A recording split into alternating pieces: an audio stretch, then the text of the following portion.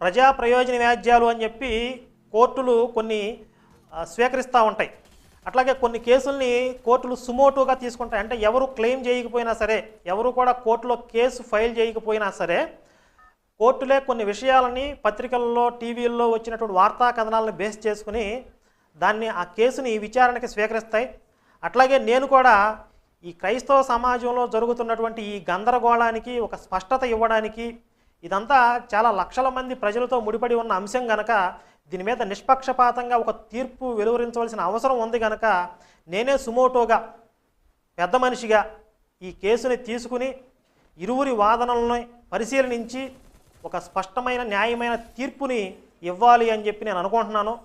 నాకు ఎవరి పట్ల సానుకూల వ్యతిరేక వైఖరి లేదు. కల్వరి సతీష్ ఏమో మాకేం చుట్టం కాదు, మా మేనత్త కొడుకు కాదు. అట్లాగే ఈ పాస్టర్లు అందరూ మా పిన్ని గారి తరపున, బాబాయ్ గారి తరపున చుట్టాలు కాదు. బైబిల్లో యేసు అంటాడు,